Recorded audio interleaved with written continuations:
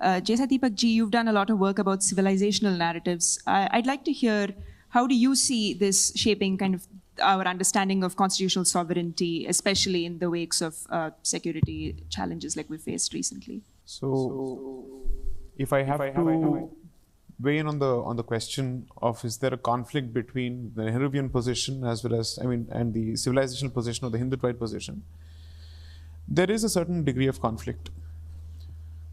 The Nehruvian position starts off with a certain secularization or the negation of Bharat's civilizational history. And then it proceeds under the assumption that the history of Bharat is otherwise a clean slate, and therefore it proceeds to make the claim that all communities have always been indigenous to Bharat, or at least all worldviews and faith systems have been indigenous to Bharat. Whereas on the other hand, the Hindutva position basically takes the position that you don't need to deny the fundamental identity of Bharat's civilization in order to find a respectable place for other worldviews and faith systems within its rubric. And that is not the same as recognizing a two-nation theory. A two-nation theory operates under the assumption that Hindus and Muslims are like water and oil, and therefore they are not miscible at all under any circumstances. That it is possible for both communities to live together, provided there is a clear acknowledgement and admission of Bharat's civilizational identity, without anyone taking a position that not only denies but actively seeks to exterminate the existence of that identity. As long as that social contract and compact is in place, I think we are all on the same page. Now, a lot of people tend to draw a mischievous parallel between the Jinnite position and the Hindutva position to say both of them are actually two sides of the same coin. They are not. Because if that were to be the case, then the fact of the matter is, in the last 11 years or since 2014, we should have seen waves of that particular movement resulting in displacement of people who don't share India's civilizational identity. If anything, on the contrary, what has happened is those who belong to or who are adherents of India's civilizational identity have come under greater attack in the last 11 years. That seems to be the situation. So, I am clearly of the view that even if we had to peg this argument or place this argument within the four corners of the Constitution, it is capable of being successfully accommodated as a constitutionally valid argument without doing injustice to the promise of equality, equal justice and equal treatment in the eyes of law and under the law to all communities.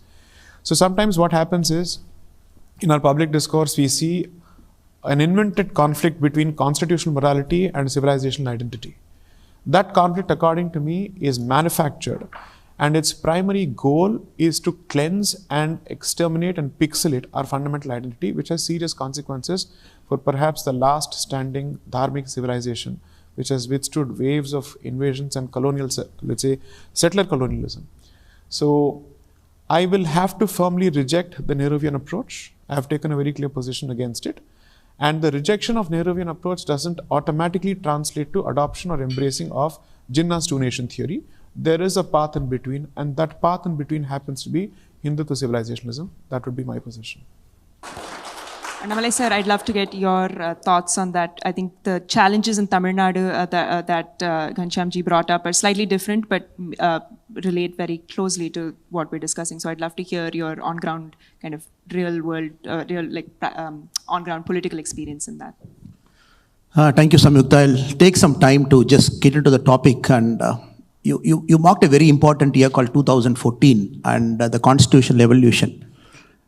Many times when you go to the Western institutions, it might send a different message that there is something happening in Indian constitution post 2014, and what is happening is the current government trying to distort the constitution. This is a general feeling that at the Western side I keep seeing it, be it in Oxford and other places.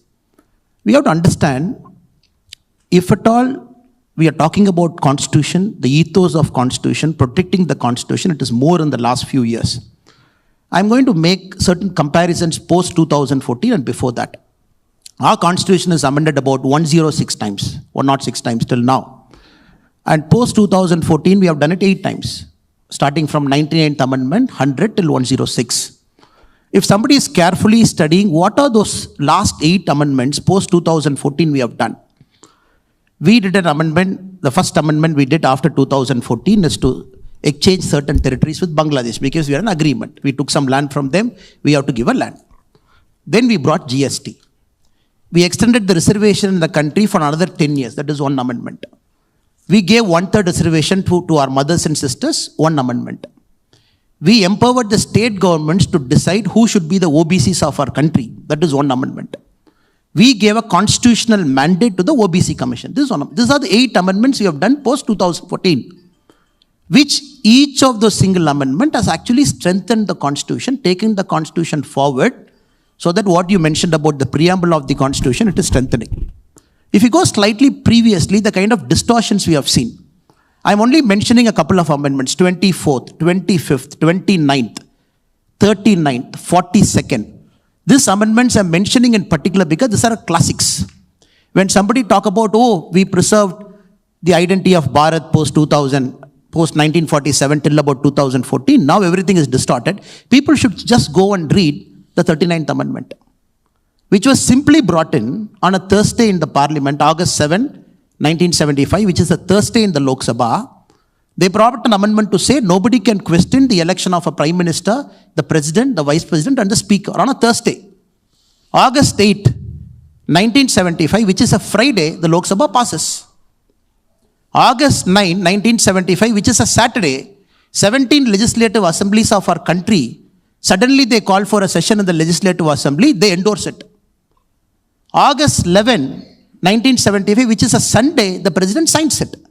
Because August 12, 1975, the case against Indira Gandhi ji madam is coming in the Supreme Court. Have you seen this kind of distortion? 42nd Amendment. When we talk about the preamble now, certain insertion of words, the word called secular. Now the problem in our country is there is a syndrome that many of our folks have. It is called the over-secularization syndrome. They want to go overboard to prove they are secular. That is uncalled for, unfair. And they, with a distorted lens, they want to see whatever is happening to say that, oh, secularism is getting distorted. Even the recent attack that happened in Pegalgam, which Arnabji very evocatively spoke, if you look at some of the narratives that is happening, they say, no, among the 26 killed, 25 are Hindus, 1 is Muslim, which means the terrorist folk did not see a difference between Hindu and Muslim. But none of them carefully study the modus operandi. None of them carefully study what he said, what was actually happening in the field that particular day. I would say it is a very unfair defense. Many a times I keep facing it. 4 months when I did a small fellowship in Oxford, every single day, and the professors in UK, my only job from morning till night was defending that we are not doing anything wrong in our country. It is not a kangaroo court that is running our country. We are elected by the people. We have a mandate. I am just ending my argument with one more. 2013, the UPA government brought a bill. Luckily, it did not become an act. If I'm recalling that bill for you, it says Prevention of Targeted Violence, Communal Violence, 2013. If somebody is reading that bill, it came into the parliament. It was debated in parliament. If you read that bill, it says a communal violence can be done only by a majority community against a minority community. It says only Hindus can always be the aggressor. It is all the time the Muslims are the people who are suffering at the hands of Hindus. Luckily, the Congress government withdrew in 2013 because the elections were coming, it was becoming a big blowback. This kind of bills, this kind of debates happening. When my friend says that our parliament hasn't sat much, people just have to compare the dates. If people's job coming into the parliament is to oppose one man for the sake of opposing from morning till evening, not allowing the business of the house to happen, and then squarely putting the blame on the government. Did any point of time the government of the day now not call the parliament? Did they not invite the president to come and give the address? Did they prorogue the parliament endlessly to say that the parliament will not sit on a particular date? It is every elected person of this country has got a common wisdom to make sure the institutions of different government function normally. And that is very unfair. I'm very happy that you are starting this particular conclave with this topic, so that people should understand what happened for the last 250 years was like a speed bump, a roadblock. Now we are only trying to set things in right historical context, because in my table also you have mentioned Vikshit Bharat and the promise of a civilizational state. It is important that India should progress towards something called a civilizational state. And a lot of steps is happening in the last 11 years to make sure that is going to happen right in the times you are going to live. Thank you. Pass it to Sai Deepak ji, I think I see. And then I will pass it to Verghese ji, because I think the media angle of this is also particularly interesting, and Ghanshyam ji did bring that up. You'll have to give me a bit of a leeway to actually address some of the points that Mr. Annamalai and Mr. Ghanshyam addressed. You know, the funny part is, every time we discuss the history of this country or the history of Bharat, it's almost as if we are being told any discussion on the history of Bharat is futile because it comes in the way of our economic progress. Because if you look at the most advanced nations in the country or the ones who are upwardly mobile, each one of them has managed to go down the highway of economic progress only after having resolved identity crisis. Whether it's China, Taiwan, Korea, Japan, whoever it may be. Unless and until you have a clear understanding of the self, for you to hope to actually hurtle down the path of, rush down the path of material progress, I think is a fundamental misunderstanding of human psychology. Second, I think it is a grave mistake and is a denial of the victimhood of Bharat when you actually say that the discussion about Aurangzeb is a discussion of ghosts and it is a discussion in phantomhood, for the simple reason that it's not about a person, it's about the continuity of the very same mindset that we saw in Pahalgam. The fact of the matter is, two-nation theory did not end or did not result or stop only in the creation of Pakistan and therefore East Pakistan and currently Bangladesh. It continues to play itself out, and who better than Kashmiri Pandits to actually vouch for it, that even after the amendment, not abrogation of Article 370, we continue to see that bloody two-nation theory play itself out on a daily basis. 3, this is something that's very crucial when somebody says that artificial intelligence will only look at truth, it will only look at facts. Whether it is a document or artificial intelligence, it depends on the kind of prejudices that people load that particular system with at the outset. It is the kind of biases that people load it with. Artificial intelligence in itself is not the touchstone of truth. The fact that it is capable of fabricating truth, I think, is playing itself out on a daily basis. So let's be clear that whether it is a document such as the Constitution or artificial intelligence, it is capable of being fed a certain, let's say, worldview which loads the dice against others. Okay, now let's come to the question of truth, equality. Is a discussion on Article 370, which gives equal rights to everyone to become citizens of the state of Jammu and Kashmir, a discussion on equality or inequality? Is a discussion on giving fair treatment to the Dalits of Kashmir a discussion of equality or inequality? Is the abrogation of Article 35A, which resulted in mass discrimination of both women as well as Dalits in Kashmir, is it a discussion on equality or inequality? After close to 400 years of contestation, if one piece of religious worship is finally given to a particular community, that to a majority community, after 3 rounds of battles in the Supreme Court and the High Court and other places, tell me, what does it say about the constitutional security of this country? 3, why is it that a discussion on uniformity in secular civil laws, how is that unequal? How is that unfair? Which of these conversations results in inequality? And how is it that the ones who take a position against Uniform Civil Code, against the amendment to 370, against a judgment of the Constitution Bench of the Supreme Court on Ram Janmabhoomi, how do they get to hold forth on equality and fairness, while the rest of us who are batting for it are somehow seen as purveyors of inequality and unfairness? 3, and I think this is extremely crucial, please understand. The fact of the matter is, there is a serious contestation with respect to Bharat's pre-independent history as well as post-independent history, and especially on the constitutional history, because Mr. Annamalai gave a couple of examples. I'll just give one example and close it with that. What is the First Amendment of the American Constitution? It is meant to be a pro-free speech amendment. The Second Amendment speaks of gun control. It speaks of right to bear arms. Do you know what is the First Amendment of the Indian Constitution? It is the truncation of free speech, not expansion of free speech. And exactly how did this happen? Because we are constantly being told that someone built this, someone built that. So let me exactly contribute to this particular conversation on how they truncated free speech in this country, in Bharat. The original restrictions on free speech were very narrow under Article 19 as it existed, Article 19(2) of the Constitution as it existed in the 1950 version. Now, the fount of all that is good and great with Bharat, Shri Pandit Nehru, was embarking on a journey of land reform laws, which was met with stiff opposition by the communists of his period, who said what you're doing is not right, it is not constitutional, and it is elitist.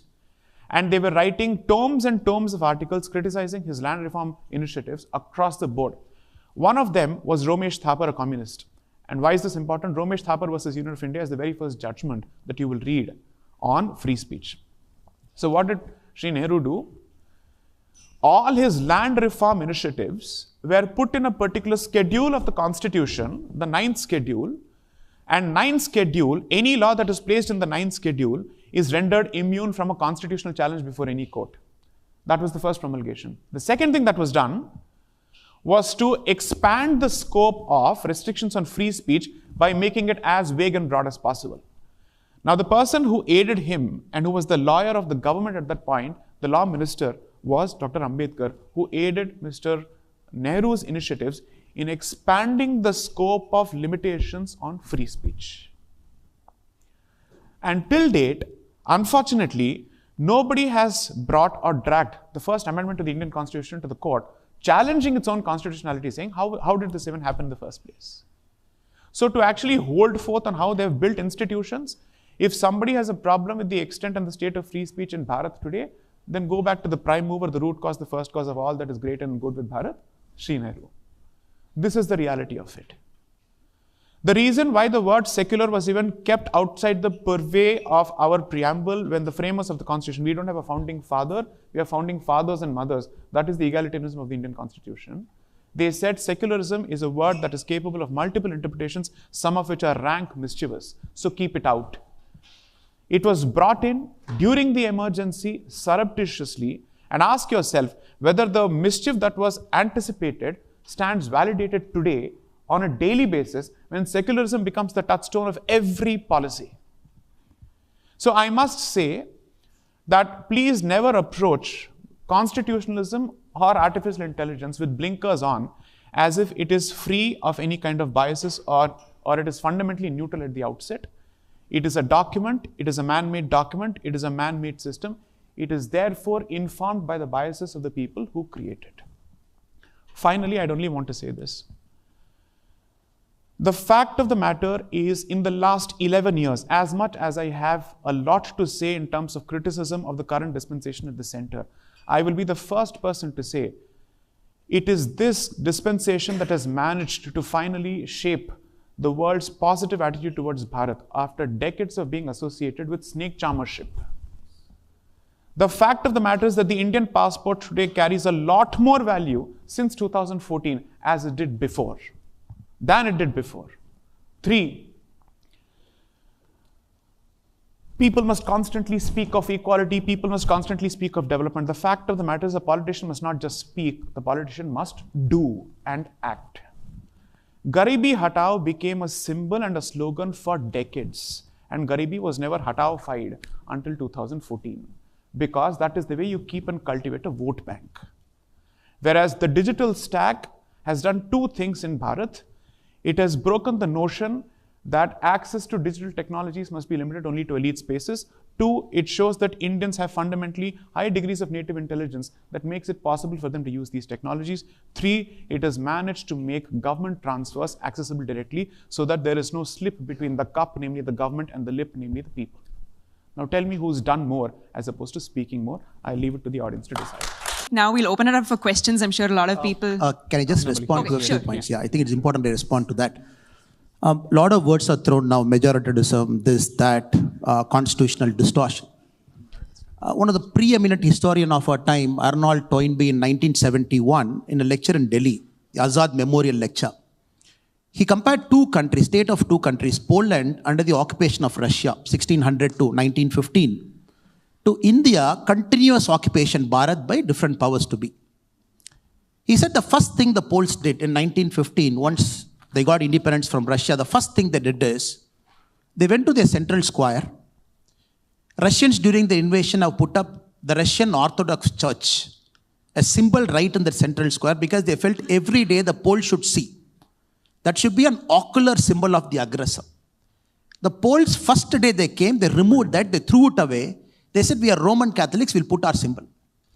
He compared that to what is happening in our country for a long, long time.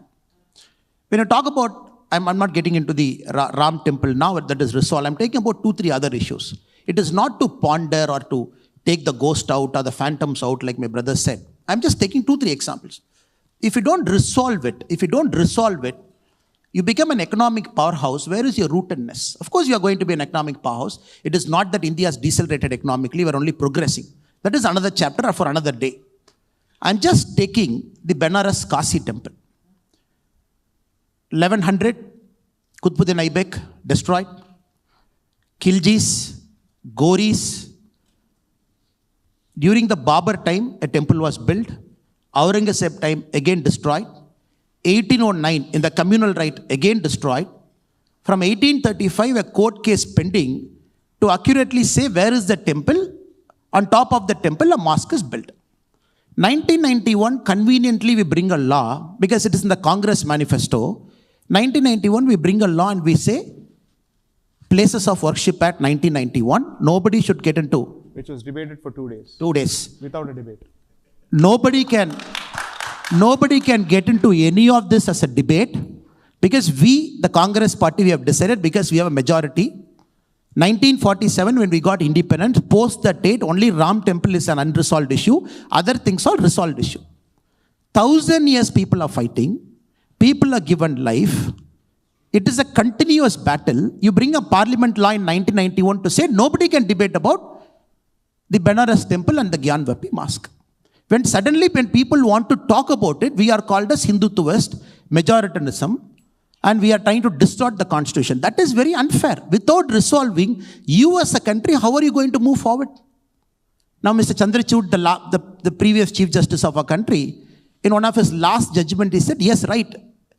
We have to reopen and see the character of the mosque, whether a temple pre-existed. I think it is important now as a country, we get into a lot of these unresolved issues and start resolving in a peaceful way, in a sense of brotherhood, in a sense of fraternity, in a sense of respectfulness for all the community. There cannot be one single community which says that, no, we are the sole guardians of secularism in our country. In our country, Samyukta, you should be knowing this. There are 13,764 minority institutions. 13,764. The Constitution gives them a mandate. In this 13,764 minority institutions, no reservation is applied. But in Tamil Nadu, the state in which I belong to, 478,000 acre of temple land is under government control. If I question that, they will say you're against the Constitution. But nobody will talk about 13,000 and not minority institutions where no reservation is applied. We accept it, fine. It's a Supreme Court judgment. But all over our country, 7.5 lakh acre of land is occupied by governments, temple lands. And how are you going to resolve it? Again, I'm coming to the Waqf issue. When you want to talk about Waqf, a lot of our friends will say, no, why are you opening a Pandora's box? Till 2013, you had 18 lakh acres under the Waqf management. Last 10 years, 21 lakh acres got added. Last 10 years. 39 lakh acres under the Waqf board. That too from 2013, you're talking of Waqf by user. Anybody can come and say, this is my land.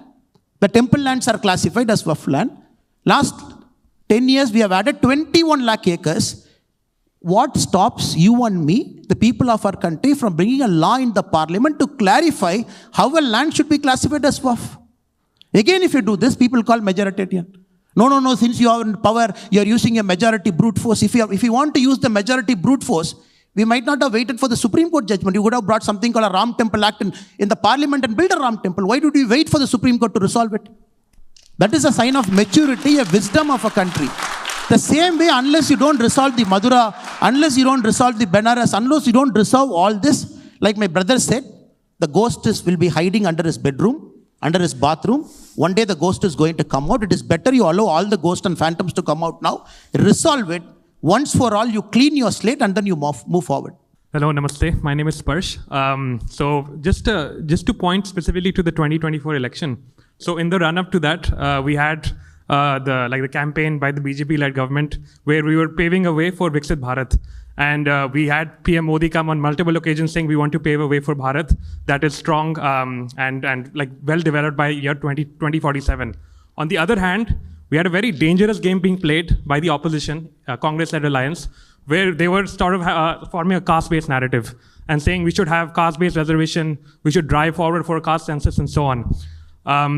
ever since 2014, we have seen that PM Modi and the BJP-led government has done a lot in consolidating the Hindu votes and consolidating the Hindu society. But caste-based reservation policy still continues to take place. Can we get to the question, please? Yeah. So my question is, leading to 2047, is there ever a way where we can have independence of caste-based reservation and a meritocratic society?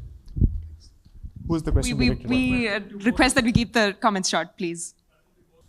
To that, I personally believe that we have elected the Prime Minister of our country to govern and not to do press conference and increase the TRP of television channels. We're very clear about that.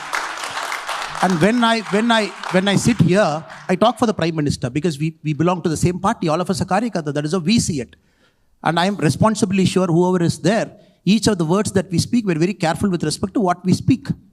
And we expect the Prime Minister to come and do press conference. It is our only job to increase all the TRPs and to answer a select group of people, 50 people. Who are those 50 people? So I'm not getting into that. I'm sure we have a collective wisdom to tide over that and look at Prime Minister in terms of the performance he's doing. Now, with respect to the reservation, we have to understand the Constitution extends the reservation for every 10 years. Reservation is not in perpetuity. You keep extending it for 10 years. With an understanding that people should keep quickly coming up, and you have a measurable value in which you can see whether people are improving. Recently, when a Supreme Court gave a judgment with respect to the SC and ST, with respect to the reservation policy, it might not be applicable to every single person, because if somebody has utilized it once, then probably we have to take a relook at it. Then our government, the current government in power, we said we don't agree with the wisdom of the Supreme Court, and we said further, no, the situation is not conducive. The socio-economic conditions are not conducive for us to just go back and say we are going to limit reservation to a certain segment. As we speak, we have to understand historically as we speak now, if you look at the socio-economic indicators, OBC, SC and ST, in whatever context they have suffered, there is an historical problem. Even now, it is not that they all on the same platform, they all do a same 100-meter running race. It is still there. I think it is our duty, all of us as common citizens, to make sure still that level of equality is met. We have to handhold and keep pushing and keep taking them along. That is the response I can give. But having said it, I am very sure one fine day as a country, we all look at it. And even right now, reservation is not there for every single thing. And even anybody coming through reservation, we should not put our head down and say, oh, they came through the reservation, probably the quality is not good. No, it is not. People who have come through the reservation channel, be it the civil services, they are fantastic administrators. It is just that some point of time they need a leg up, somebody need to pull their hand and give them a fair opportunity. Yes. Hi, my name is Vasant. I am a sophomore at the University of Houston. And my question is actually directed to Mr. Tiwari. With due respect, Gandhi and Nehru did fight against the British, but while fighting against the British, they stripped India of their civilizational Hindu identity. While fighting external colonialism, they left Hindus defenseless in their own homeland. How do you justify continuing to defend their legacy today? Thanks. And it ties into the previous point. When a particular ideological position chooses to benchmark itself as the neutral position, there is no greater mischief that is actually committed. When you choose to make yourself as the benchmark, when you actually have an ideological bias, then you actually do grave injustice to everybody else's position. And here I think people need to revisit this entire history. Who made Mr. Mahatma Gandhi, or let's say Mohandas Karamchand Gandhi, the father of India? Where did this title come from? And why are we expected to buy this lock, stock and barrel, hook, line and sinker, that all of them shed blood or they were political prisoners? The one thing that I think the scholarship of the last decade has established very clearly, irrefutably if I may say so, is they were political elites who enjoyed the best of conditions in these jails, when the fact of the matter is, the true movement of the revolutionaries was continuously sidelined, and they were the ones to suffer incarceration of the worst possible kind in the cellular jail. And the fact of the matter is, be it the Congress or the movement that was led by it, please read into the history of it.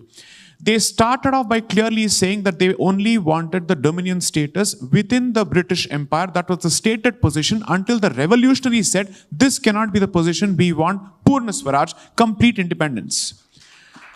So the so-called party that was established by Alan O. Hume, specifically under the instructions that if the revolutionary movement prior to that was not curbed, or it was not given a particular voice through a political platform, then India would erupt. The Congress was set up in the language of the British as a safety valve to ensure that this anger is directed towards British interests as opposed to against British interests. This is the history, which is why I keep saying the history of the last 11 years since 2014 is the so-called status quo that all of us are expected to buy and which has become the gospel truth, has been challenged over and over again.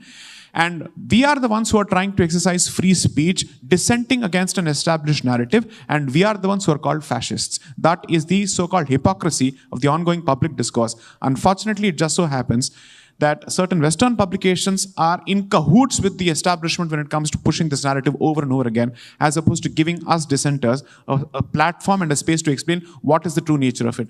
To put it in the language of, let's say, certain popular movements here, we are the true indigenous voices. We are finally getting to tell our story. Let us tell our story. Samyukta, I'll just take a minute to respond. Now, who banned RSS? The government of the day. The government bans it. Because Nehruji, if anybody had the opportunity to read the will of Mr. Pandit Jawaharlal Nehru, the last will, he says, I should not be given a Hindu religious ceremony when I die. This is Mr. Nehru. When Rajendra Prasad ji wanted to go and attend the ceremony in Somnath, the Kumbhabhisheka that is happening, the Prime Minister of our country said this is called Hindu revivalism. How can the President go and attend? I'm just putting things in context. Even today, our government can ban Congress Sevadal and say it is anti-national. Anybody in the government can do that. Just sense of whitewashing history and the Congress banning RSS multiple times and saying that, oh, they're banned. Which court has convicted them? Which court has said that they are involved in the assassination of the great Mahatma Gandhi ji? And I think we have to move beyond it and still taking recourse to whatever has happened. This false truth, this pseudo-truth, and trying to spin this argument out of this again and again and again. That is the problem. From 2014, we are trying our best as a country to address it, to move away from this half-truth and pseudo-truth and false truth so that we get a sense of history. I'm sure the students at Stanford, by scheduling this topic early in the morning, you're clearly showing that you want to read, understand, make your own mind. Mohandas Pai ji is sitting here from his own state. One of the greatest preeminent, the current writer, Mr. Bhairappa is there, historian. Somebody has got time, please read his foreword. He has written to Vikram Sampath's Tipu Sultan book. Just read his foreword. He says, I worked in the education department for a long time. When they want to even do some minor alteration to the history of Tipu Sultan, the education secretary used to ban saying, why do you want to do it? We have a certain sense of history that from 1947, let us continue. Why do you want to bring new things into Indian history? That is the problem. That is why Mr. Sai Deepak or Vikram Sampath and others, they're trying to tell a story that is true, that is original, that got distorted for a long time from 1947. Let us respect those voices also. I'm not taking offense to my brother. That voice is important. But let us put our mind to also understand the other voice so that you make your judgment, your decision by listening to both sides of the coin. Thank you so much.